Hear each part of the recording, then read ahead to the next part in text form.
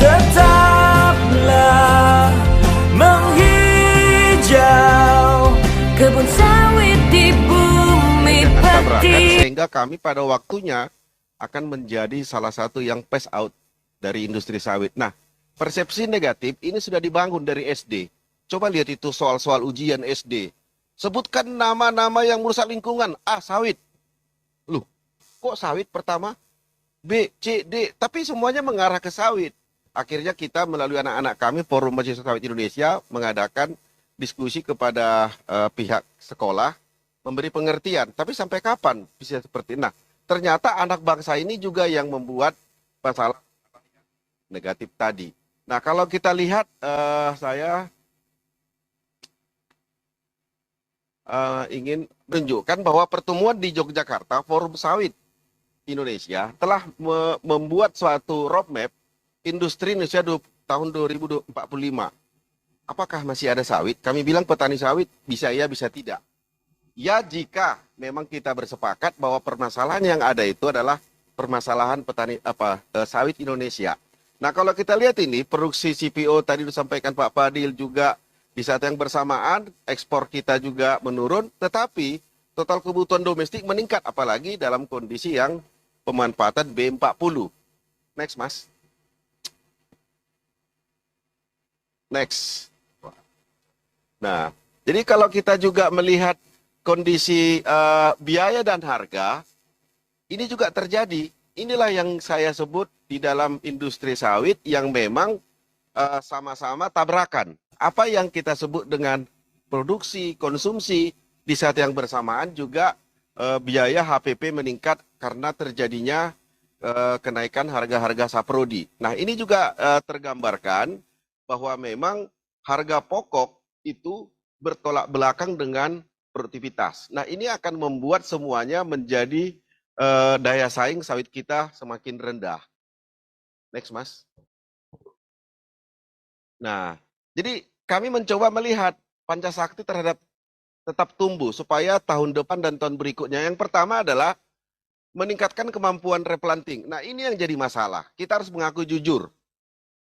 Kok petani dibilang sama petani padi, cengkeh, kalian bodoh petani sawit dikasih duit, 30 juta nggak mau. Bukan itu masalah. Tapi kami nggak bisa menggapai. Nah, untuk tahun depan, tadi Pak Tungkot juga ada menyinggung, masalah PSR itu adalah 78% karena si kawasan hutan. Makanya benar Pak Sahat, kalau ada nanti menteri yang mengatakan atau calon presiden, kalau saya jadi presiden, saya keluarkan semua sawit dan hutan, itu kami pilih. Kami pilih. Benar. Capek Pak bertengkar terus.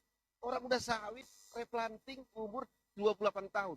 Zaman Soekarno juga, masih juga kawasan hutan. UCK sudah ada. Bu Musdalifah saya ingat itu, UCK sudah ada, tenang.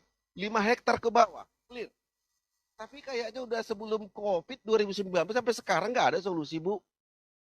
1 hektar itu satu petani 4 hektar. UCK 5, clear dong. Tapi tidak pernah menjadi solusi ini. Yang kedua adalah ya, menggunakan teknologi untuk efisien operasional, hilirisasi TBS. Ini yang cukup keren. Pabrik minyak makan merah yang diinisiasi oleh Kementerian Koperasi dan PPKS Medan, ini kalau benar-benar operasional, apapun kata orang terserah. Tetapi pabrik minyak makan merah itu telah memberikan harapan baru untuk bargaining kami petani sawit masuk ke hilir.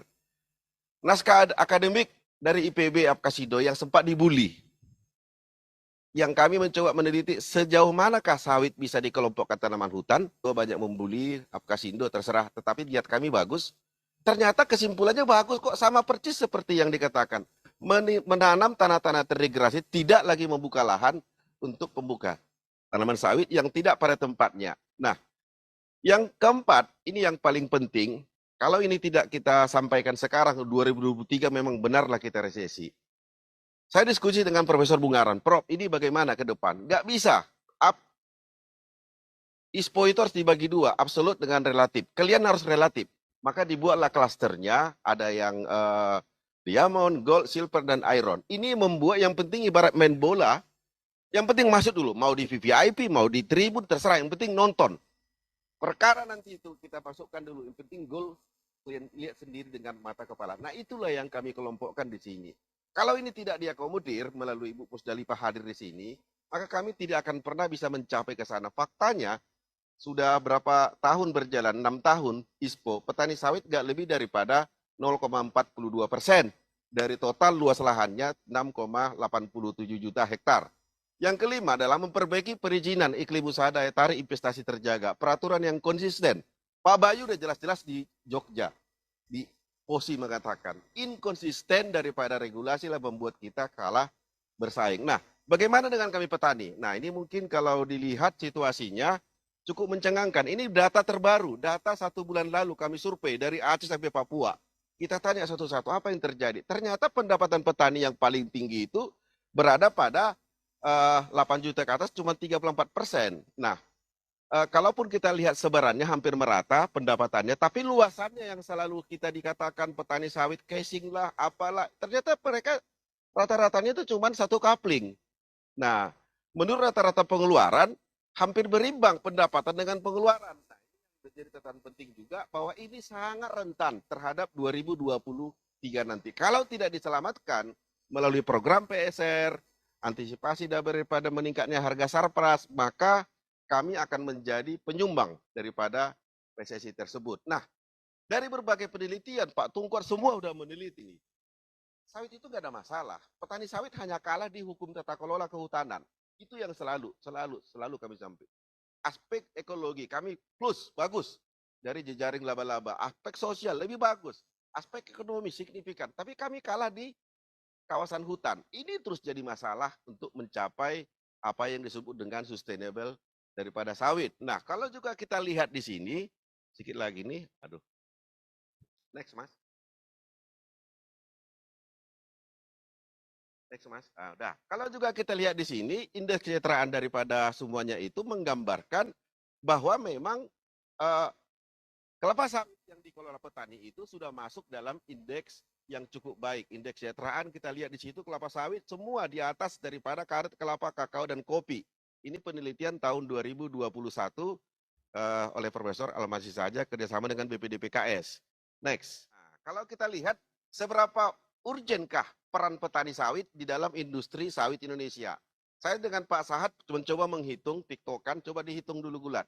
Pak Sahat kemarin dapatnya 24 ya Pak ya. Saya dapat 28%. Hitungan saya mendekati sempurna. Karena saya tanya satu-satu petani sawit sekarang udah pintar dia menjawab dengan Google Form, dia ketemu angka ini. Nah, ternyata memang kami ini hanya mensuplai 28% dari total daripada Indonesia yang 47,8 juta ton. Wow. Padahal luas kami 42%.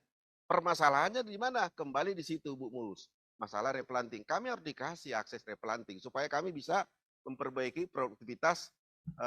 Jadi ini juga yang paling mengerikan, Bapak Ibu, baik yang di sini hari ini datang dari KSP, datang dari kantor wakil presiden, dah lengkap pertemuan ini lengkap. Bahwa ternyata pupuk itu meningkat 300%. Saya juga petani. Kemarin ditanya, Pak, hasil analisa daun jaringan kita dosis 2,45 kg per pokok, udah diskon lah 50%. 1 kilo aja, yang penting memupuk. Nah, ini yang jadi bahaya. Karena pupuk nggak sanggup lagi. Nah, apalagi dengan terjadinya turbulensi. Hari ini harga per 11 Desember saya ambil. Ternyata terjadi semakin menjauh harga plasma dengan petani swadaya. Saya pikir ada apa ini? Nah, ternyata setelah saya lihat memang harga plasma itu adalah mingguan atau per 2 minggu. Harga petani swadaya itu harian berdasarkan kiblat daripada KPBN. Nah, ini akan semakin dalam kalau memang kita tidak mengantisipasi. Kalau tidak antisipasi daripada harga-harga tadi. Harga pupuk naik di saat dengan harga produksi menurun. Nah, ini. Jadi ini yang cukup menarik.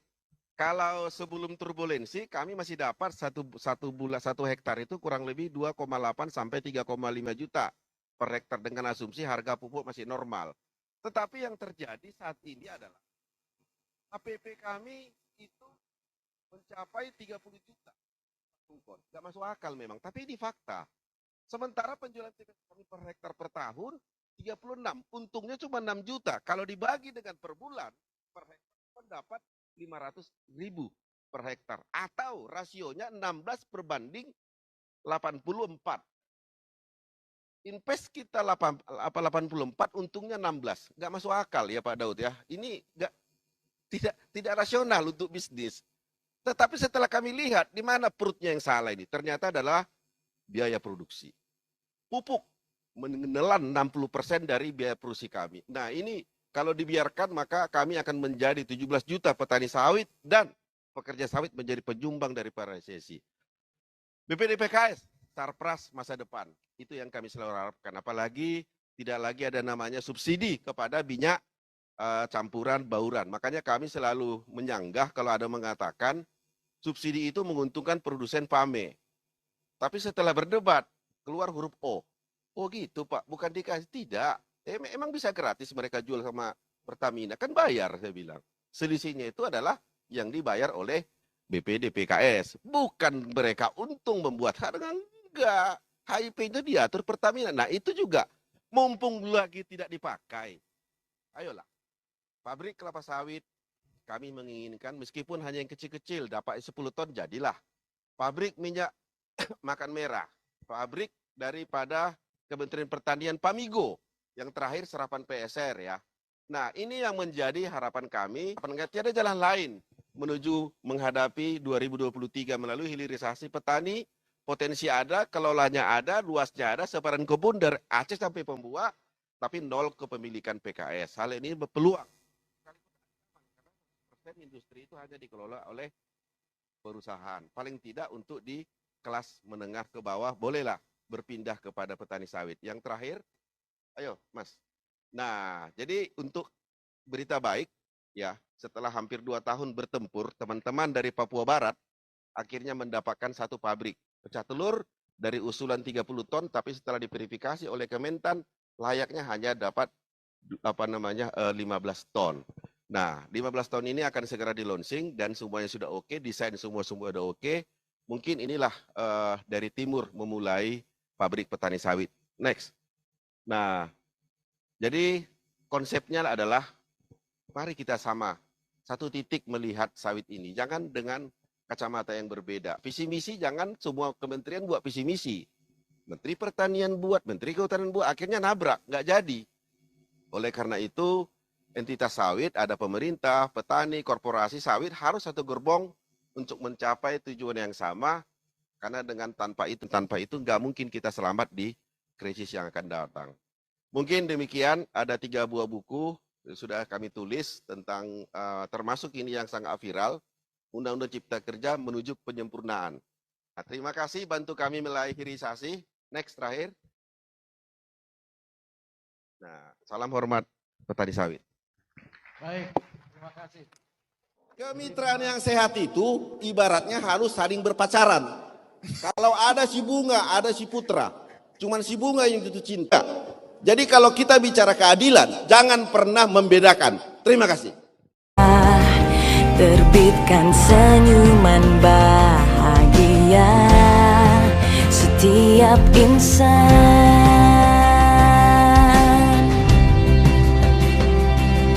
Tetaplah menghijau kebun sawit di bumi pertiwi. Teruslah berkilau minyak sawitku menerangi kehidupan, menyinari Indonesia.